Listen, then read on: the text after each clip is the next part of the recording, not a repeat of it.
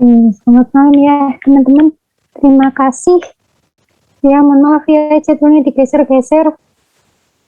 Oke, ini saya lihat sudah ada 23 mahasiswa. Alhamdulillah. Jadi banyak yang semangat ya di akuntansi perpajakan. Nah, ini kenapa saya harus pakai Zoom? Karena teman-teman sudah mulai masuk ke rekonsiliasi. Gitu ya. Jadi kalau di awal-awal teman-teman hanya membahas akun di neraca, nah, karena akun di neraca itu tidak berkaitan langsung dengan rekonsiliasi. Nah, yang berkaitan langsung itu adalah beban dan penghasilan. Jadi kemarin dua sesi ya, teman-teman mempelajari penghasilan dan beban. Nah, untuk malam ini saya akan menjelaskan terkait penghasilan dan beban yang mana nantinya sebagai acuan masuk ke rekonsiliasi fiskal. Jadi hari ini nanti ada kita Zoom, Jumat Zoom, kemudian pertemuan berikutnya juga Zoom. Nah, karena sudah masuk ke rekonsiliasi fiskal. Nah ini, jadi nanti yang tidak paham langsung segera ditanyakan, karena kalau saya bilang rekonsiliasi itu gampang-gampang susah, gitu ya, gampang-gampang susah dalam arti kita main logika, tidak perlu dihafal. Nah, itu rekonsiliasi. Jadi kadang, Bu, kok yang kasus A ditambah, kok yang kasus B dikurangi. Nah, itu. Jadi kita mainnya adalah main logika. Nah, nanti di Jumat ya, nanti saya ajari cara membacanya atau cara memasukkan ke rekonsiliasinya. Jadi untuk hari ini masih saya bahas dulu terkait beban dan penghasilan yang diperbolehkan masuk ke atau ke istilahnya di penyajian laporan fiskal, mana yang tidak. Nah, kalau yang tidak berarti harus dikoreksi. Nah, itu. Oke, mungkin teman-teman juga sudah mempelajari ya. Saya tidak terlalu detail di sini, tapi ya, saya akan kasih clue-nya, gitu ya. Saya akan kasih clue-nya dan semoga teman-teman bisa cepat memahami. Karena kenapa rekonsiliasi itu saya buat tidak cukup dengan satu kali pertemuan. Karena yaitu puncaknya kalau teman-teman mau mempelajari akuntansi perpajakan, maka teman-teman harus bisa mengerjakan rekonsiliasi, dan nanti finalnya pada saat UAS ya, pada saat UAS teman-teman harus bisa mengerjakan rekonsiliasi. Kalau untuk UTS-nya ya kita hanya berbicara neraca ya, akun apa saja yang ada di neraca, bagaimana perlakuannya. Nah, kalau yang rekonsiliasi ini berarti semua mulai awal tatap muka ya, maksud saya mulai awal sebelum UTS sampai dengan materi UAS gitu ya. Oke, saya mulai saja. Yang pertama terkait dengan penghasilan. Nah, nanti kalau misalnya, mohon maaf ya, sinyalnya ini nggak tahu kok 2 hari ini agak trouble, IndiHome sama Simpati. Jadi nanti kalau misalnya tahu-tahu ngeblank, nanti tolong masuk lagi ya dengan link yang sama. Karena ini saya mulai kemarin nge-zoom agak-agak error. Oke. Oke, Bu. Kita mulai saja. Kok tahu-tahu sekian toh. Nah, ini ya. Ini terkait dengan akuntansi pajak penghasilan. Nah, di sini intinya ya, kan kalau di dalam laba rugi isinya itu adalah pendapatan ya, atau penghasilan, kemudian dikurangi dengan beban, baik beban operasional maupun beban-beban yang lain. Nah, jadi nanti di rekonsiliasi yang kita concernnya adalah di laba rugi. Nah, sedangkan di laba rugi itu ada penghasilan, ada beban. Yang mana sebenarnya gitu ya, segala bentuk penghasilan itu diperbolehkan dimasukkan dalam laporan pajak. Ya, jadi misalnya, Bu, perusahaan ini melakukan penjualan. Nah, penjualan kan dianggap sebagai pendapatan ya. Apakah boleh semuanya dimasukkan dalam laporan keuangan? Jawabannya adalah boleh. Tetapi, ada tetapinya ya, ada beberapa pendapatan, ada beberapa pendapatan yang harus dimasukkan secara utuh. Maksudnya gimana, Bu? Misal nih, kita langsung ke contoh aja ya. Pada saat kita pemberian terkait dengan jasa, misalnya perusahaan kita adalah perusahaan jasa, harusnya dikenakan PPh pasal berapa? Kalau untuk kita melakukan proses penjualan tapi dia berupa jasa, misalnya jasa konstruksi nih, kita harusnya dikenakan PPh pasal berapa? Ayo, ya langsung masuk ke pasal-pasalnya ya. Untuk jasa konstruksi, masuk PPh pasal berapa?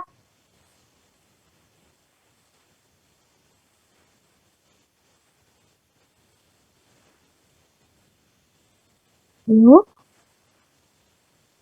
Mister 23 Bu. Siapa? Kok siapa? 23. 23. Berapa persen? 23 Bu. Berapa persen?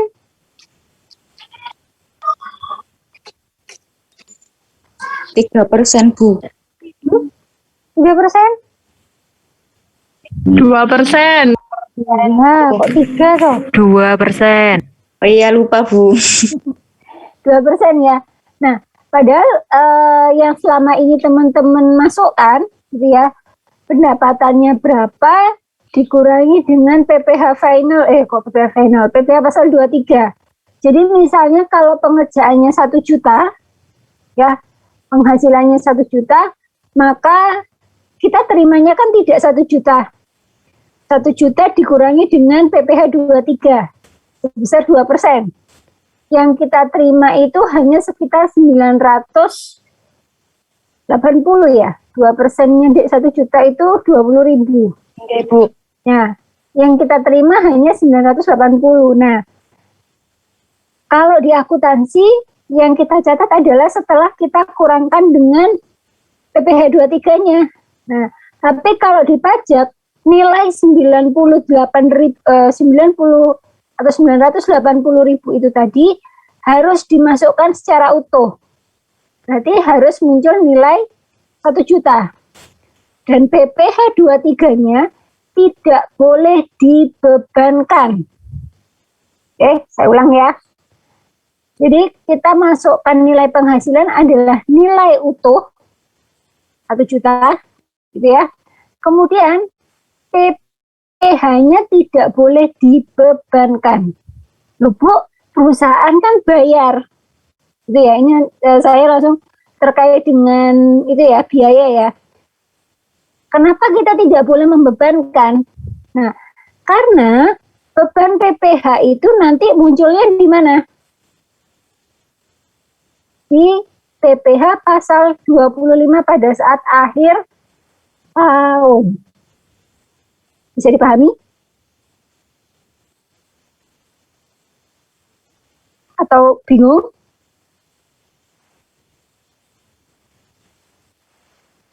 Oke Bu, bisa. Bisa ya. Jadi gini, misalnya nih, Mbak Alivia, gitu ya, transaksi dengan saya, penghasilan itu ditulis 980.000. Ya. Kemudian muncul yang namanya apa? Beban PPh 23 ya, di laba rugi. Padahal nantinya pada saat teman-teman menghitung yang namanya PPh 25, itu akan muncul apa? Kredit pajak PPh pasal 23. Kalau ditulis lagi, akhirnya apa? Double. di laba rugi muncul, di kredit pajak juga muncul.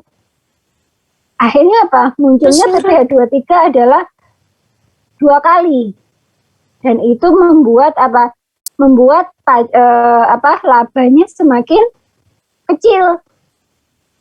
Nah, jadi yang dimasukkan itu adalah pendapatan bersih. Jadi harus pendapatan yang sebelum dikurangi dengan pajak. Nah, itu prinsipnya. Kalau untuk pendapatan atau income. Oke. Kemarin kan teman-teman mengerjakan itu ya.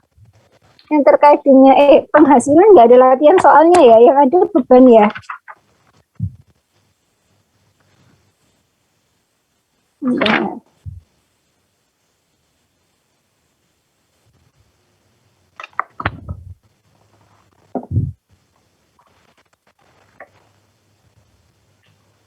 Kemarin ada latihan soalnya nggak penghasilan?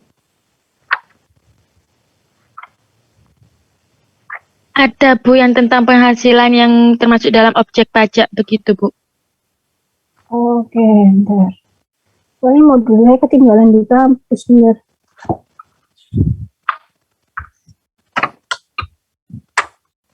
Oke, sebentar saya cek dulu ya.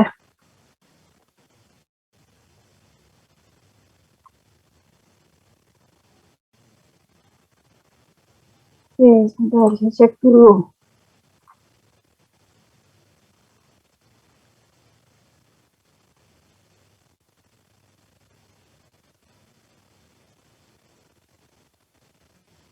Oke. Di sini dari itu ya, ada satu kasus ya. Bunga deposito dan jasa giro masing-masing sebesar 25 juta sekian dan 2.750.000. Jumlah tersebut merupakan jumlah neto setelah dipotong pajak oleh bank. Nah, oke. Jadi perlakuannya seperti apa ya nomor 1?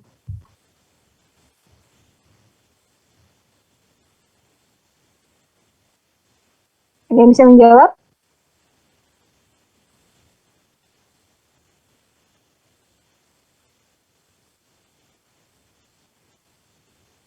Oke, bunga deposito. Masuk PPh pasal berapa? Pasal 4 ayat 2 ya Bu. Pasal 4 ayat 2 berapa persen? 20%. 20%. 20%. Kalau di kasus nomor 1 gimana?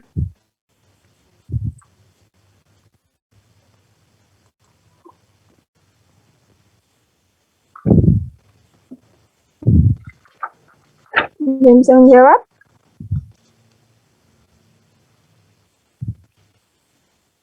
Soal yang bunga deposito barusan Bu. G. Itu sudah dipotong dengan pajaknya. Berarti harusnya gimana?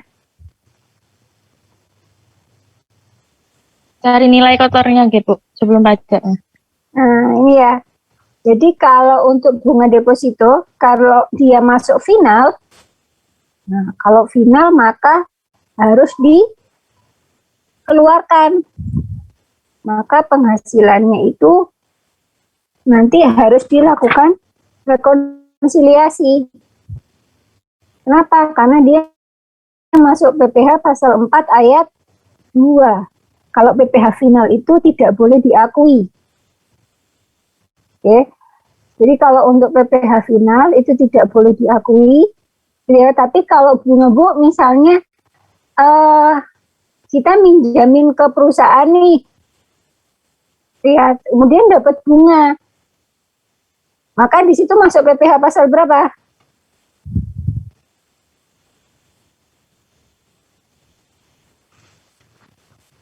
Ya, dia bisa jawab. Bunga pinjaman Bu. Masuk PPh pasal berapa?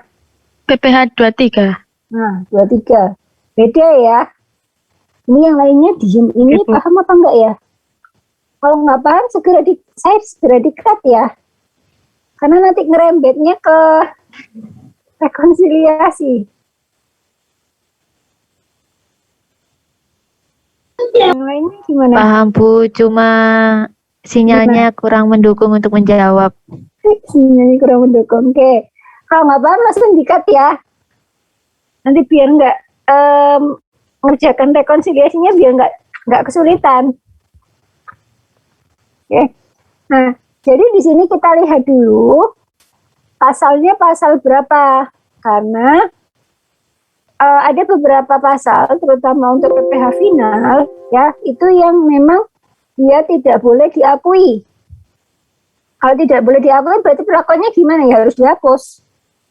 Nah, makanya harus masuk dalam rekonsiliasi, ya. Oke, sebentar. Nah, ini syarat pengakuannya ya, penjualan. Kalau penjualan berarti ya semua hasil dari penjualan, maka nilainya harus diakui.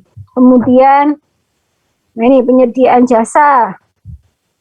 Nah, penyediaan jasa ini nanti ada beberapa perlakuan ya, terutama untuk perusahaan konstruksi. Kenapa? Karena perusahaan konstruksi itu ada yang modelnya termin. Oh iya, maksudnya termin ya. Jadi dalam satu pekerjaan itu misalnya dihitung 4 termin pembayaran. Nah, di situ harus memenuhi. Jadi ada yang modelnya itu diakui per kejadian. Jadi kalau sudah melewati termin 1 itu misalnya kalau di perusahaan konstruksi harus membangun sekian lantai. Nah, biasanya gitu. Nanti termin kedua harus seperti apa? Nah, itu ketentuan yang telah disepakati. Jadi perlakuannya beda. Kalau kita menjual barang, ya begitu barang itu berpindah, kita bisa mengakui kan sebagai pendapatan. Ya, jadi nanti dia akan muncul piutang. Nah, tapi kalau untuk penyediaan jasa, ini yang agak beda-beda perlakuannya. Jadi ada yang memang langsung diakui di depan, ada yang nih berdasarkan tingkat penyelesaian transaksinya. Jadi ada yang misalnya kita gunakan termin Bu, oke berarti termin pertama baru kita mengakui, termin kedua dan seterusnya. Terkait dengan penyelesaian, ini ya bunga royalti dividen. Nah ini yang terkait dengan PPh pasal 23.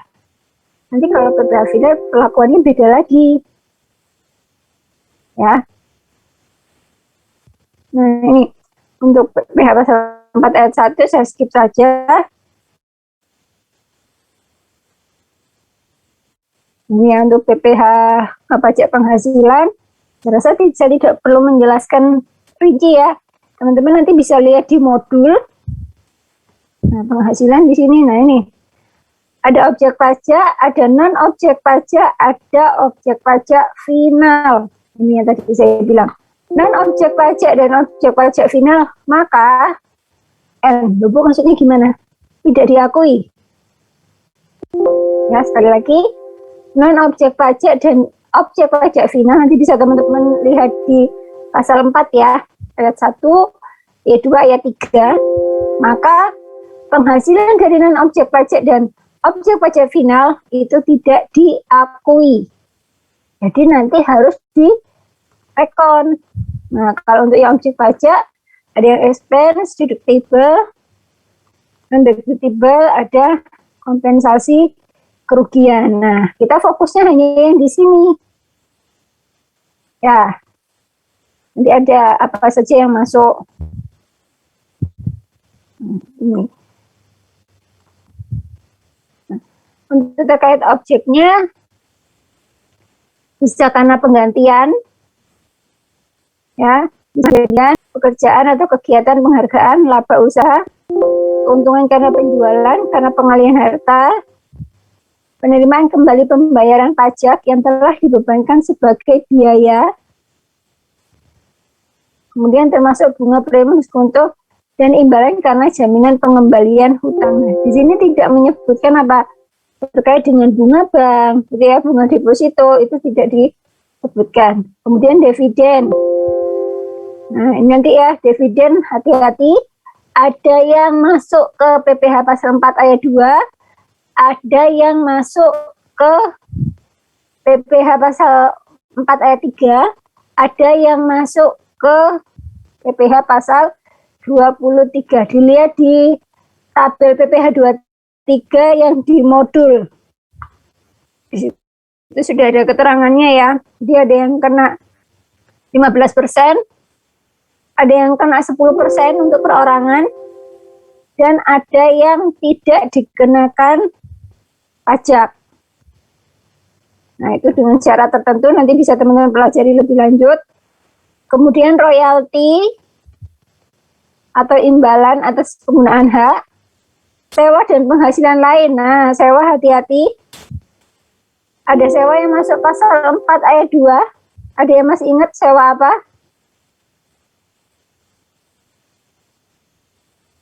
Pasal 4 ayat 2. Sewa apa? Bangunan dan tanah. Oke, tanah dan bangunan berapa persen?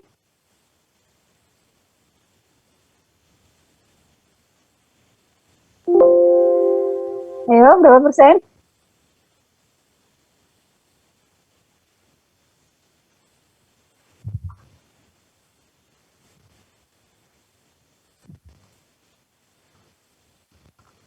Oke, selain Mbak Olivia.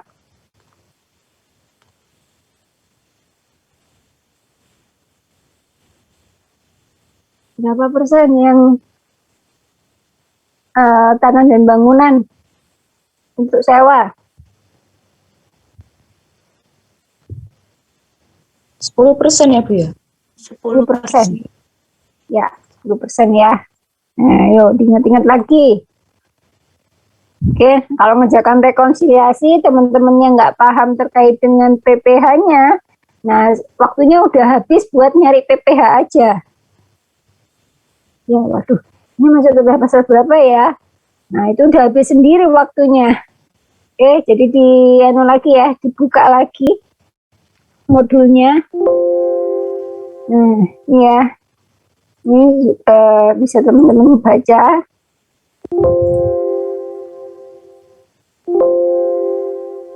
Untuk yang, nah, jadi intinya ya, untuk laba perlakuannya seperti apa? Dividen. Nah, ini untuk pembayaran bunga. Nah, ada hal yang harus saya nanti bisa langsung di ada untuk hibah ya. Dan ada hal yang harus saya jelaskan.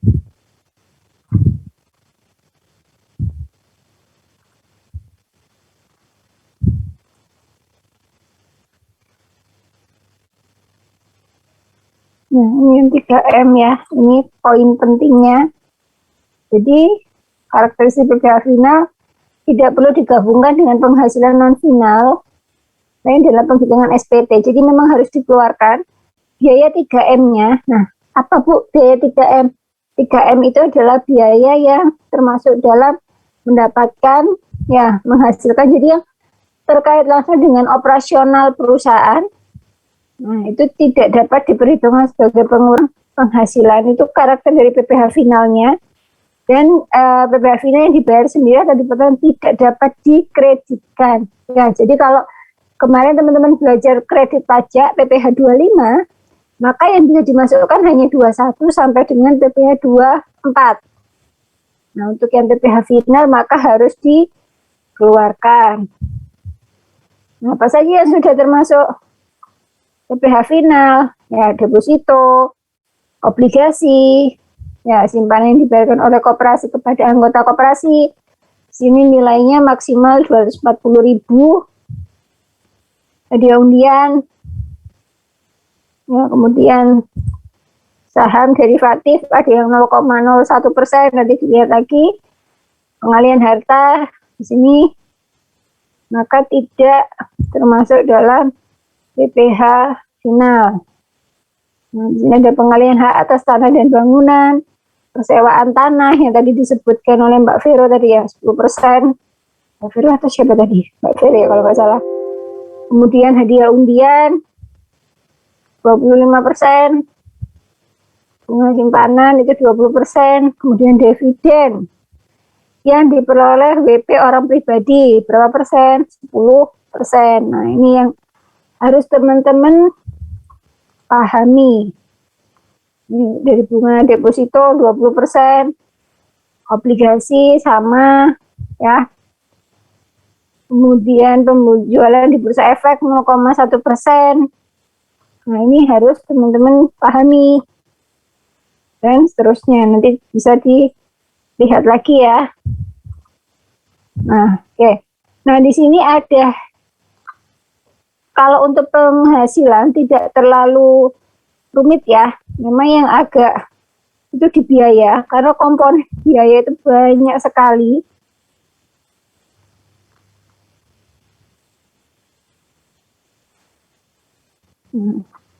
Di komponen biaya, nah ada biaya deductible, ada non deductible. Nah, itu yang, nah ini, tidak seluruh biaya dapat dikurangkan terhadap penghasilan. Padahal kalau kita berbicara di SAK, selama ada bukti, ya, selama ada bukti transaksi, maka boleh dimasukkan dalam laba rugi. Nah, tapi ternyata di perpajakan tidak semua biaya. Itu yang mengakibatkan apa? Yang mengakibatkan laba pada saat penghitungan berdasarkan ketentuan perpajakan itu menjadi lebih tinggi. Karena banyak komponen biaya itu yang harus kita keluarkan. Nah, terkait dengan biaya yang dapat dikurangkan, ada beban atau biaya yang mempunyai masa manfaat kurang dari 1 tahun, misalnya gaji, biaya administrasi, dan bunga, biaya pengelolaan, biaya rutin pengelolaan limbah, misalnya ini terkait dengan pabrik ya, dan sebagainya. Kemudian beban atau biaya mempunyai masa manfaat terkait dengan penyusutan, amortisasi. Nah, jadi kenapa di awal itu kita mempelajari terkait dengan neraca dulu, misalnya salah satunya adalah penyusutan. Di aset tetap ada ketentuannya ya. Penyusutan itu yang pertama, kita flashback aja ya. Yang pertama, tidak adanya nilai residu. Ya kan, sudah beda perlakuan. Yang kedua, kita tidak bisa menentukan umurnya sesuka hati. Jadi misalnya kendaraan. Mungkin selama ini teman-teman yang pelajari kalau mobil 8 tahun, kalau motor itu biasanya 4 tahun. Tapi ketentuan perpajakan berbicara beda. Nah, itu yang harus disesuaikan. Jadi kenapa kita pelajari dulu terkait dengan neraca? Kenapa? Karena di situ begitu kita berbicara terkait dengan penyusutan, maka masuknya dalam laba rugi. Nah, padahal untuk koreksi fiskal itu kita bermainnya di laba rugi. Nah, terkait dengan pengeluaran, ada yang deductible expense dan non-deductible. Jadi untuk yang deductible expense itu boleh dikurangkan sebagai biaya, sedangkan yang non itu tidak dapat dibebankan. Kalau tidak dapat dibebankan maka harus dikeluarkan, harus dikoreksi. Nah, koreksi apa Bu? Hari Jumat ya kita bahasnya. Jadi saya tidak akan masuk ke koreksinya dulu. Tapi di sini teman-teman saya ajak untuk membedakan mana yang boleh dan mana yang tidak. Jadi kalau tidak ya harus dikeluarkan. Ya. Nah, yang boleh dikurangkan itu yang pertama terkait dengan 3M. Jadi untuk mendapatkan, menagih, memelihara penghasilan. Kalau di luar ini ya harus dikeluarkan. Kemudian penyusutan. Ya. Tentunya disesuaikan dengan ketentuan perpajakan. Kalau pajak bilang masuk kelompok 1 4 tahun, ya maka harus disesuaikan. Bu, apakah perusahaannya harus menyesuaikan? Yang disesuaikan adalah laporannya. ya. Kemudian iuran kepada dana pensiun, kerugian karena penjualan dan pengalian aset, kerugian karena selisih kurs mata uang asing, biaya penelitian, ya, biaya beasiswa, magang dan pelatihan, dan piutang yang nyata-nyata tidak dapat ditagih. Itu boleh tetap ada di laba rugi. Oke.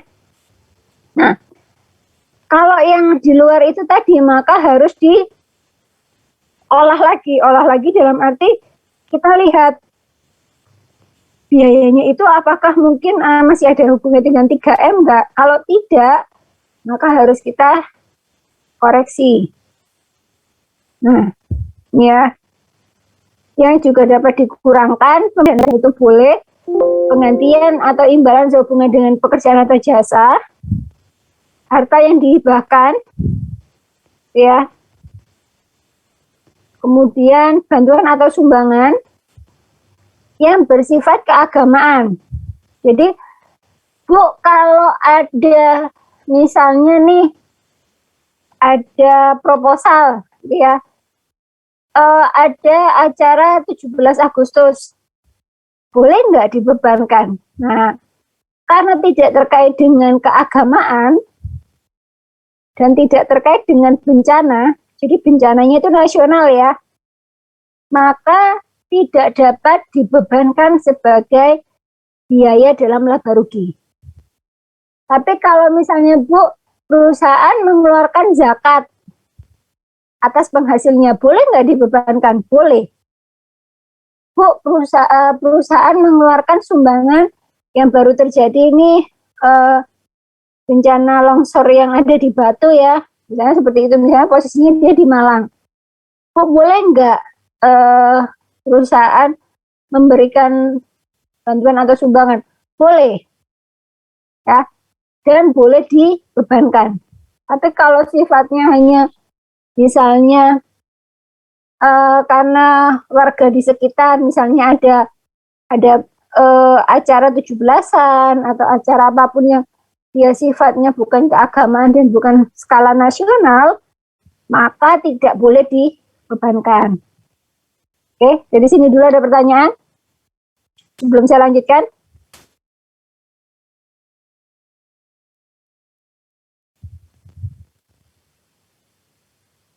Halo? Belum ada, Bu. Belum? Oke. Kemudian ada lagi biaya berlangganan pengisian pulsa. Nah, ini yang sering, Bu, kenapa Bu? Gitu ya. Nah, terkait dengan pengisian berlangganan pulsa, misalnya ini dapat fasilitas dari kantor, gitu ya, maka hanya boleh dibebankan 50%, termasuk juga dengan kendaraan sedan. Bu, operasional perusahaan kan pakai mobil. Nah, kalau mobilnya adalah mobil EPV, tahu ya maksudnya mobil EPV itu intinya adalah di luar sedan. Jadi seperti misalnya mobil Innova, mobil pokoknya yang kapasitasnya lebih dari 5 orang. Nah, itu boleh dibebankan secara penuh. Termasuk misalnya masuk ke, berarti kalau kita bilang mau di itu ya, istilahnya ada perbaikan, ada perawatan rutin. Nah, itu boleh full. Tapi kalau untuk sedan, nah biasanya kan kalau direktur gitu ya pakainya kan sedan, Mercy. Nah, itu hanya boleh dibebankan 50%. Nah, kalau yang misalnya yang digunakan operasional, Bu, mobilnya perusahaan itu pickup. Nah, itu boleh full. Ya, memang terkait dengan operasional. Tapi kalau misalnya untuk tadi ya, yang hanya kendaraan sedan, itu hanya boleh dibebankan 50%, bukan tidak boleh dibebankan. Jadi kalau misalnya ada perbaikan dalam 1 tahun itu misalnya 50 juta, maka yang boleh dibebankan hanya 50%-nya, yaitu sebesar 25 juta. Juga dengan pulsa. Tapi kalau telepon kantor itu boleh dibebankan secara penuh. Kenapa Bu? Pulsa kok hanya boleh dibebankan 50%? Kita bermain logika saja ya. Kalau pulsa kan berarti kita ngomong terkait dengan telepon genggam yang penggunaannya tidak bisa dikontrol. Kan nggak mungkin perusahaan itu memberikan fasilitas handphone, memberikan fasilitas pulsa ya yang sering, kemudian nomornya disadap. Nggak mungkin ya. Jadi misalnya hanya untuk operasional kan nggak mungkin. Kecuali handphone itu memang milik perusahaan, jadi dalam arti digunakan di perusahaan saja. Ini nggak boleh dibawa pulang. Nah, kalau sudah boleh dibawa pulang, maka untuk biayanya hanya boleh 50%. Oke, bisa dipahami? Bisa, Bu. Bisa ya. Nah, jadi Bu ribet ya, memang gitu. Pajak itu memang gitu. Jadi kenapa tadi saya bilang saya harus zoom, gitu ya. Karena menghafalkan sulit ya. Tapi kalau kita bermain logika itu lebih mudah. Jadi intinya adalah kalau yang digunakan untuk fasilitasnya pegawai, tapi istilahnya boleh dibawa pulang, kemudian sifatnya itu seperti sedan, kayak gitu-gitu, maka hanya boleh dibebankan 50%. Ya. Nah, nih lebih jelasnya. Oke, teman-teman sudah dapat ya slide-nya ya. Nah, ini bacanya gimana gitu ya. Yang tahun kemarin pusingnya di sini. Nah, ini ya fasilitas pengobatan. Oke, yang pertama, kalau saya kecepatan tolong dipotong saja ya. Fasilitas pengobatan. Nah, ada 2. Kalau milik perusahaan, maka tidak boleh dibebankan. Oke. Kalau milik perusahaan tidak boleh dibebankan. Tapi kalau pihak ketiga boleh. Jadi misalnya gini, perusahaan semen Indonesia, dia kan punya rumah sakit, namanya Rumah Sakit Semen yang ada di Gresik, ya. Kalau misalnya saudara adalah pegawai di perusahaan semen, berobat ke rumah sakit semen, maka tidak boleh dibebankan. Dalam arti loh Bu, perusahaan itu nanti mengganti loh. Ya, tapi kalau secara laporan keuangan tidak boleh dibebankan. Tapi beda kalau misalnya Anda bekerja di perusahaan semen, berobatnya di rumah sakit Petro.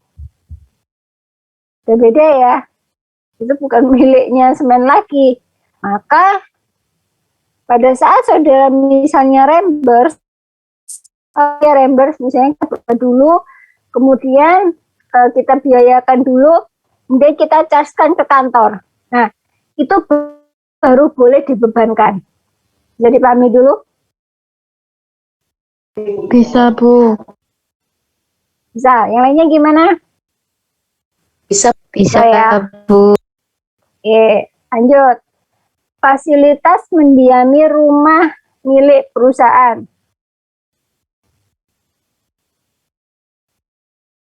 Bukan di daerah terpencil.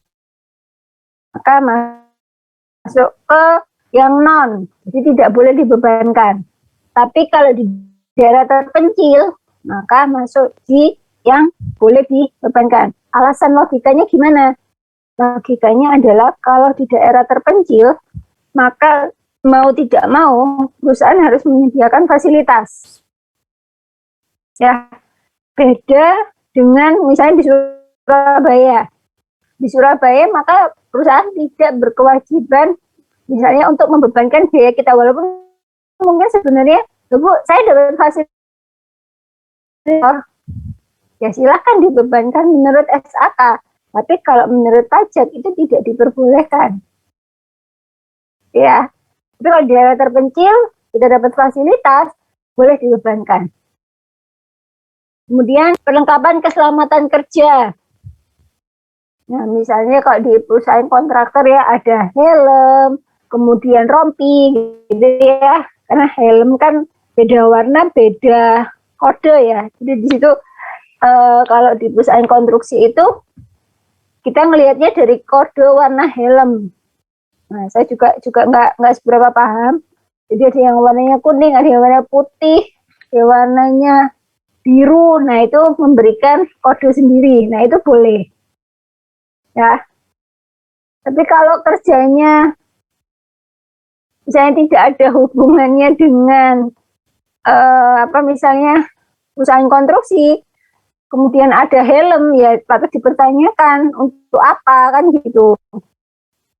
Kemudian fasilitas rekreasi. Nah, kalau dekat dalam kota itu tidak boleh, kalau jauh dari kota itu boleh. Bu, ribet ya. Ya, memang seperti itu. Karena jauh dari kota itu biasanya apa? Terkait dengan pegawai yang memang dia istilahnya ditaruh di daerah-daerah terpencil tadi itu. Kemudian biaya perjalanan dalam rangka dinas boleh, fasilitas pelatihan dan pendidikan boleh, kafetaria boleh. Nah, tapi kalau misalnya gini, perusahaan ada kafetaria, Bu, boleh dibebankan? Boleh. Ya, atau makan, kan ada beberapa perusahaan itu yang memberikan fasilitas makan siang. Kalau makan siangnya seluruh kantor boleh dibebankan, tapi kalau hanya untuk bagian tertentu, misalnya bagian marketing, bagian marketing makan siang, tapi bagian yang lain nggak ada, boleh nggak dibebankan? Kalau secara pajak tidak diperbolehkan. Jadi harus apa? Harus semua. Jadi kalau misalnya satu bagian makan siang, ya semuanya makan siang. Tapi kalau hanya bagian tertentu, misalnya itu terkait dengan pencapaian, jadinya terkait dengan pencapaian omset penjualan, gitu ya. Nah, yang sering kan di bagian apa? Pemasaran ya, pemasaran atau penjualan atau sale. Nah, di situ misalnya melebihi target, akhirnya diperbolehkan untuk makan-makan. Nah, itu tidak boleh dibebankan. Ya. Kemudian fasilitas kendaraan dan telepon genggam. Nah, ini ya, kalau tidak dibawa pulang, full boleh dibebankan, tapi kalau dibawa pulang 50%. Kemudian premi asuransi itu boleh dibebankan. Oke, ada pertanyaan dulu.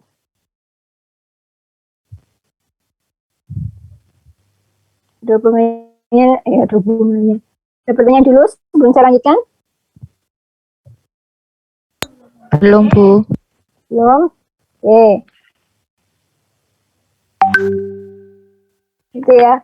Kemudian terkait dengan penghasilan, nah itu bantuan atau sumbangan yang pokoknya terkait dengan keagamaan, dia bisa dianggap sebagai deductible expense, jadi boleh dibebankan.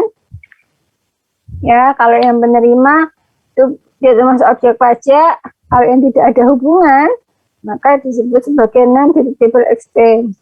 Kemudian hibah juga seperti itu ya.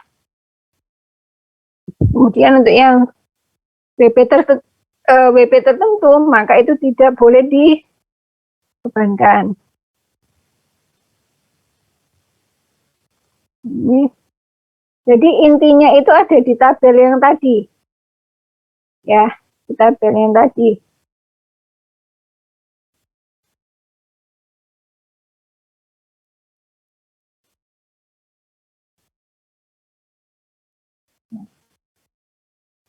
Ya, klasifikasi biaya terkait dengan program jam sostek boleh, pengobatan boleh, rekreasi boleh, tapi dengan syarat yang tadi ya. Jadi melihatnya kayak yang tadi.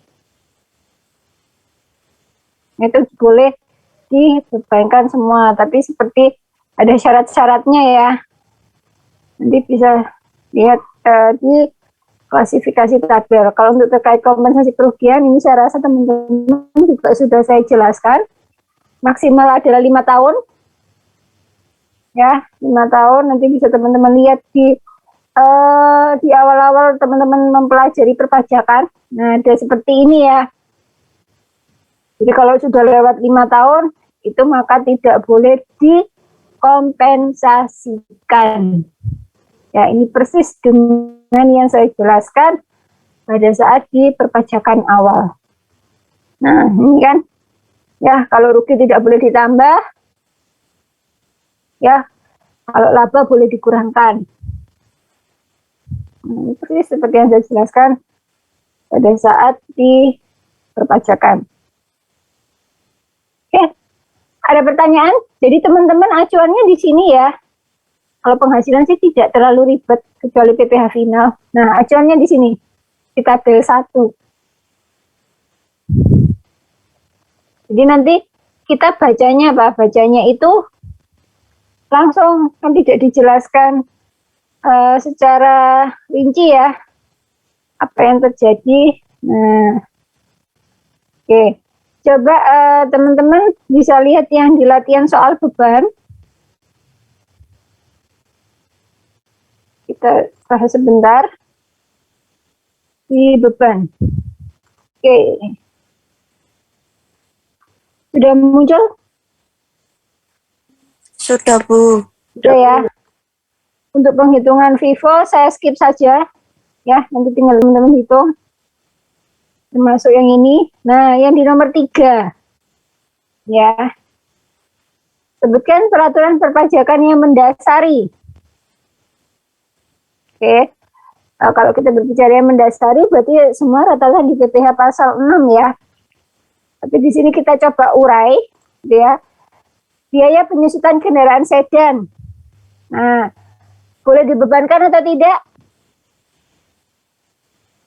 Boleh dengan catatan 50%. Oke, boleh ya. Tapi 50%. Yang kedua, biaya fasilitas handphone. Boleh dibebankan atau tidak? Ya.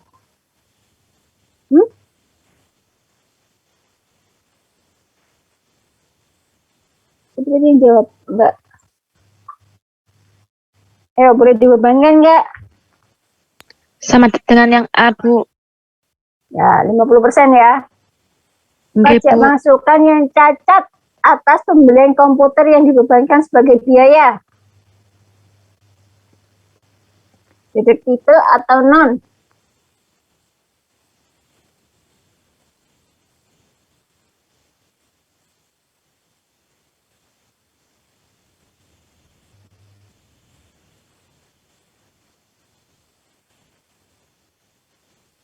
Yo.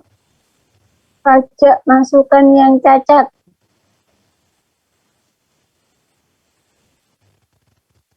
Kalau pajak masukannya itu boleh dibebankan, tapi saya bingung maksudnya yang cacat atas pembelian komputer itu bagaimana, Bu? Oke. Jadi maksudnya di sini adalah fakturnya itu tidak bisa dipakai. Misal, kalau yang faktur pajak itu ya, misal dari nomor. Ya, yang kedua, tidak dibayarkan oleh perusahaan lawan. Ya, pajak masukan itu kan pada saat kita membeli barang kan, itu adalah pajak masukan. Kemudian tidak dilaporkan oleh perusahaan yang menjual barang tersebut. Itu termasuk yang cacat. Nah, boleh dibebankan nggak sebagai biaya?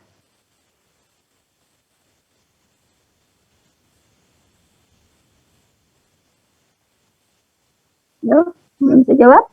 Oke, Bu. Gimana Mbak Alivia? Boleh. Boleh. Oke, benar. Biaya operasional kendaraan. Boleh, kok boleh? Masuk non apa deductible? Dibebankan deductible. Boleh, Full Bu. atau 50%? 50%, Bu. 50%? Penuh, Bu. Penuh. Penuh ya Mbak Alfi ya. Kan yang tadi 50% hanya untuk yang sedan. Kalau untuk terkait dengan terjemput karyawan ke lokasi kerja, itu boleh dibebankan full. Nah, ini hati-hati ya.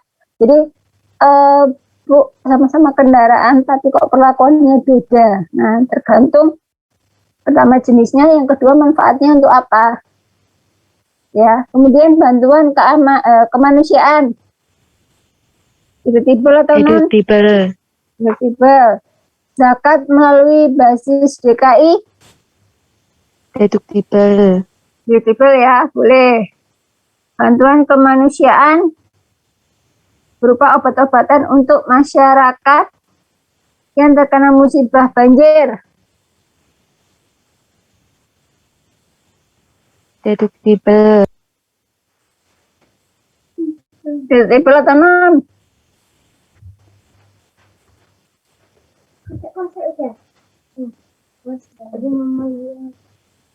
Deductible, Bu. Nah, ini ya, hati-hati ya. Kalau ini memang termasuk bencana nasional, itu boleh dibebankan. Tapi kalau tidak, itu tidak boleh. Jadi pahami? Seperti yang bencana alam NAD ini ya. Jadi kita nanti lihat kasusnya itu, dia istilahnya sebagai bencana nasional atau tidak. Kalau tidak, maka tidak boleh dibebankan. Kemudian biaya yang berhubungan dengan karyawan. Biaya catering seluruh karyawan. Deductible atau non?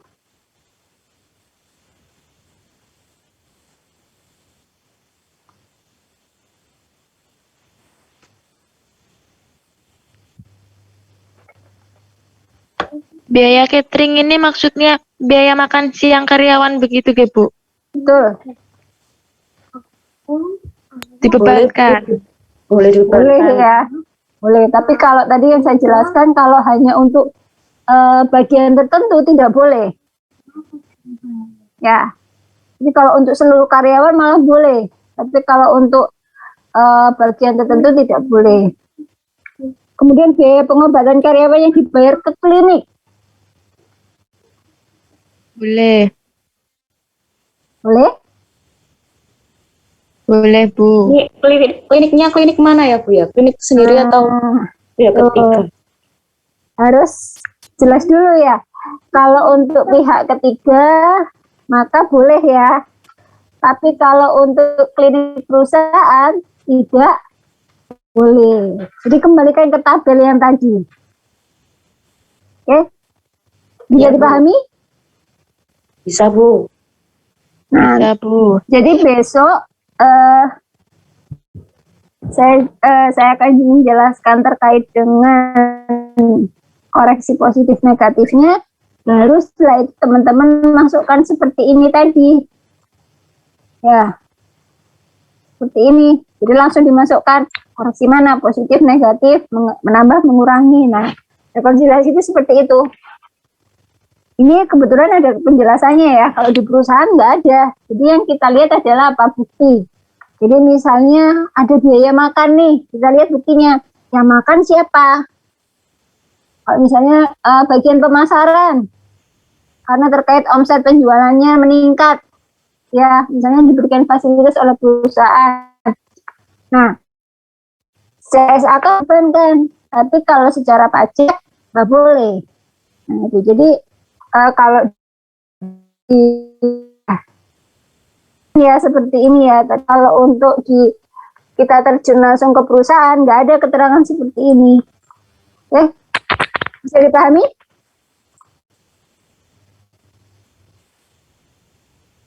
Stop. Belum puyeng kan?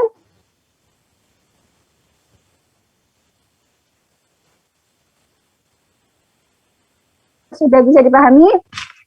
Berarti kita ketemu lagi Jumat ya. Nggih, Bu. Jumat Zoom jam 7 insya Allah. Ya, semoga tidak ada halangan lagi. Dia kalau ada halangan, ya otomatis saya pindah lagi ke malam. Iya, tapi saya usahakan tetap pagi saja. Kalau malam itu agak-agak rawan, ya. Mungkin tidak terbiasa kuliah malam. Oke, nanti untuk yang